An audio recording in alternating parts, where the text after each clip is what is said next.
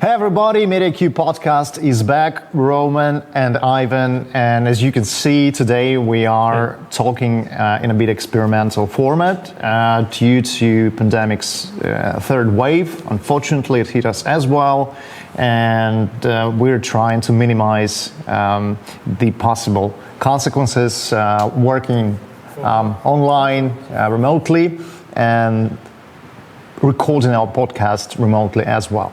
But still, the topic that we'll be discussing today is pretty exciting. Why? Because literally every young creator that becomes part of our network, and even young creators who are not part of our network that we communicate with, all of them would ask one and the same question. Is there a universal strategy for my channel to grow fast? Like, is there a universal strategy to boost my channel to the top, to recommendations, to trends from scratch quickly?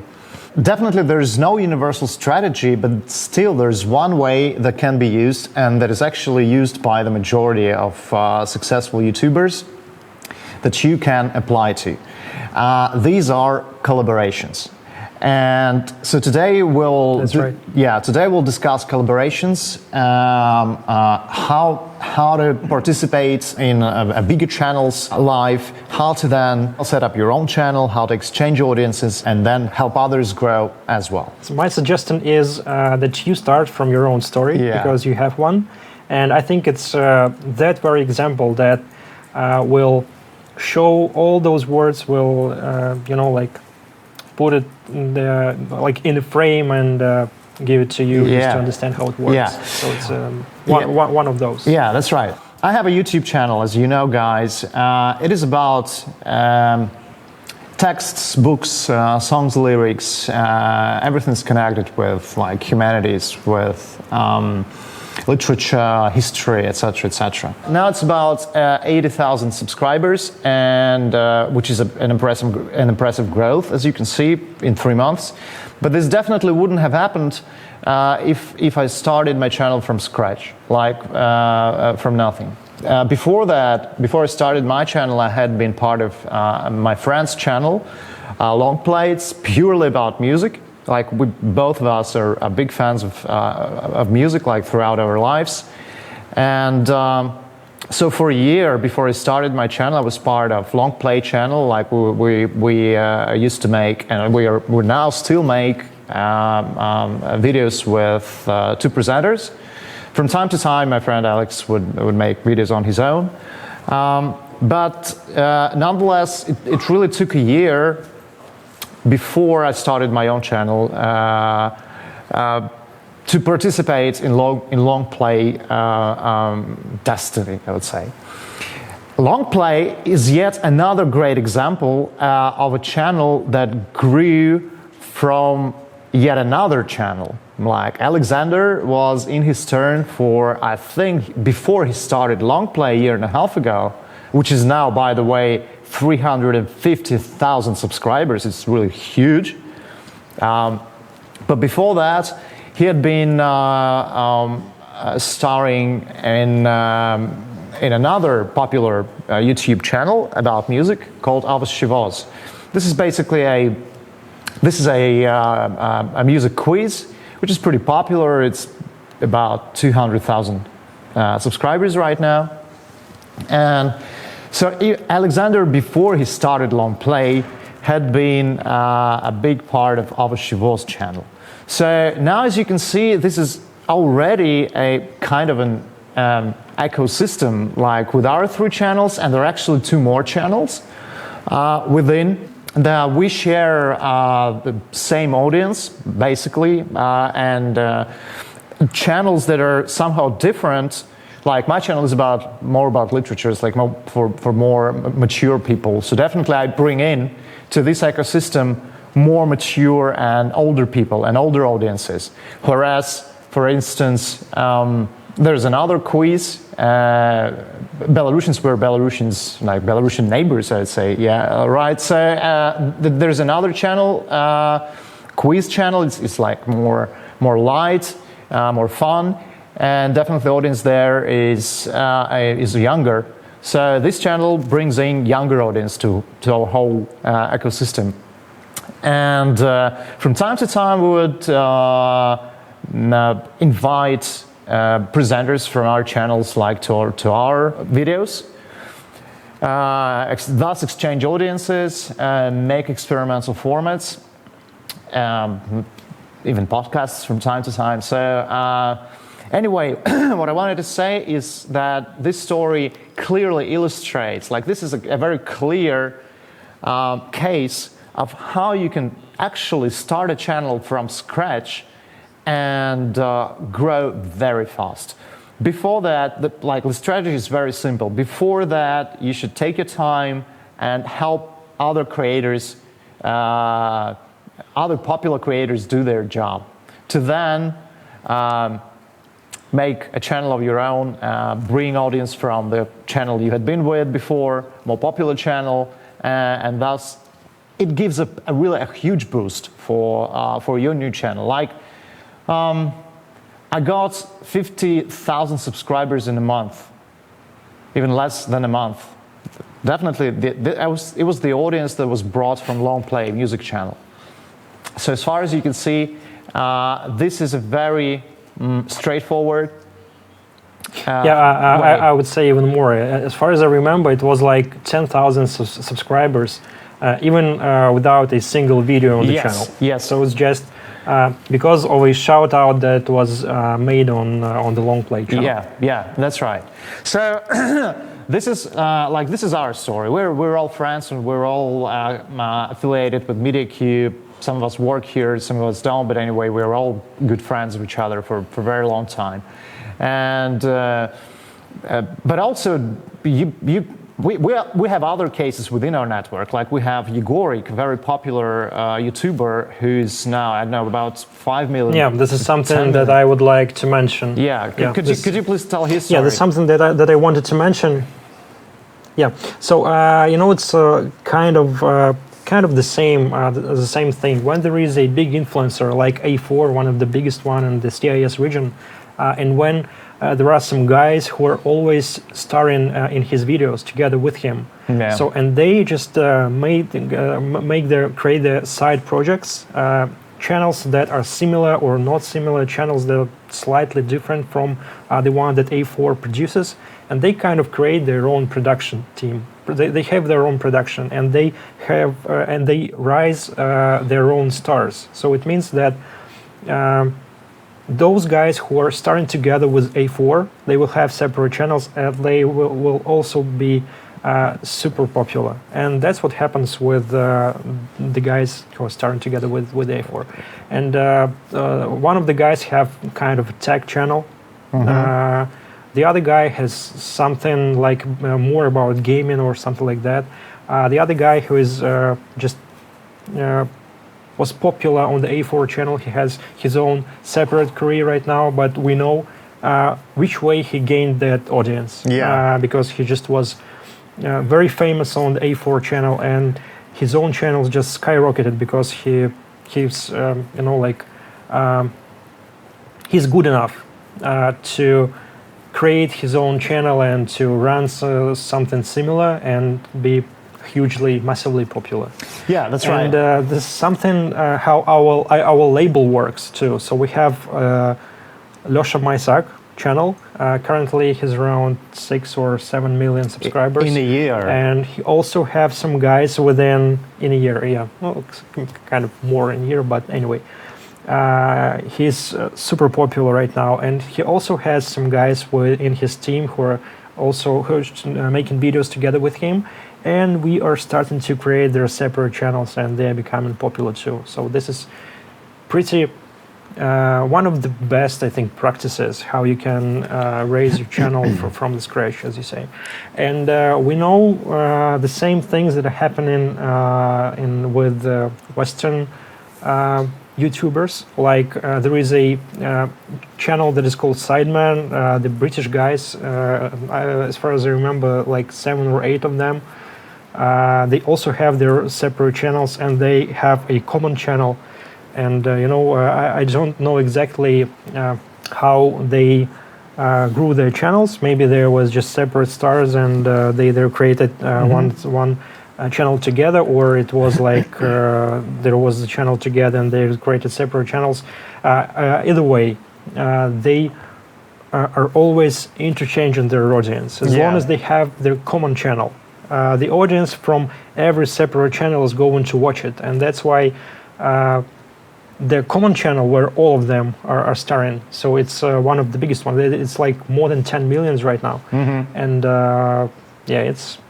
it's a very great way to grow your channel very big. That's right. I have one question to you, Roman. You mentioned that one of the guys who are from A4 team has a tech channel, and so I'm wondering, that A4 is purely about entertainment.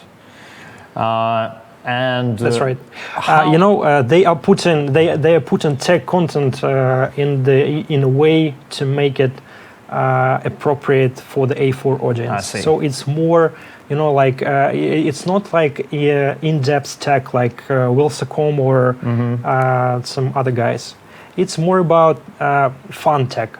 So they just, like something that is more specifically potentially popular within the audience that is watching the A4 channel. Yeah, that's right. So guys, as you can see, this is a very straightforward and clear strategy for you to grow. But also, if you happen not to have any popular YouTubers around you, you can definitely reach out to guys and propose commercial collaboration. It is practiced. I mean, it is absolutely okay. That's right. A lot of channels are being reached out by other smaller channels with similar audiences and with the similar audience interests with proposals to make either collaborations or to make just a shout out about this other channel if you happen to live in different cities, for instance. And this is pretty effective. But it's one very important remark here that anyway, when you're looking for a single collaboration or just two videos to collaborate with some other guy, you have to think about the audience of the channel that you're getting the collaboration from, because it's very important. If your audience do not match the content that you are making on your channel, it will never work. So it's very important that you are sharing kind of the same audience from the point of view of the interest, from the point of view of the niche you are making content in.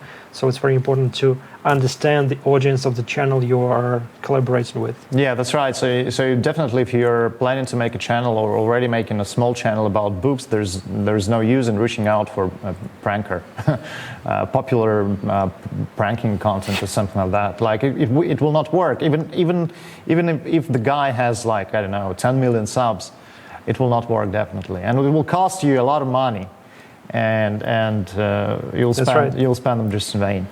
And it can cost fortune, and you will have zero effectiveness. Yeah, that's right. There's also one thing that we do always within our community of channels, like in description boxes underneath each and every video, we put links to our friends. Like I put a link to Longplay, to Shivoz, and to some other channels from our community. And there's one thing that Roman told me today. It's not really a link. You just leave kind of a mention. It's a different mechanic behind it. Yeah, that's right. But Roman actually told me today that this is a pretty bad thing to do. Why? Let me describe how it used to be and how it changed, because it's like kind of a new feature that has been implemented just a couple of days ago. Right. So, and you can check it out in the description, because we are going to use it to leave some mentions for you to check how it works, because it used to work like that. So when you leave a mention to the channel, and when the viewer is clicking this mention, so he's going to shut your video down and to get redirected to that very channel. So it's not really nice from the point of view of audience retention on your channel, and that's why the new feature has been implemented, and it works like that. When you're clicking on the mention in the description or in the title of the video, it's not going to redirect you anywhere. It's going to show you a kind of a card of a channel where you can just get a slide, like a kind of little introduction of what the channel does. And it's a very convenient way, just at the same time, to continue watching the video and to get get a grip of what is going on the channel that has been mentioned, and on the channel that you've just mentioned during your video and that you've mentioned in your description. So it's a very convenient way just to not to lose the retention of the audience, and at the same time to have the understanding of what's going on the channel that you're talking about. Yeah, it's much better right now. And also you can always, if like for instance a collaboration is somehow too expensive for you, or there are any other reasons that you cannot afford it, or you just don't want to do it for any reason, you can always reach out for a more popular YouTuber to ask them to make a post in their community about your channel.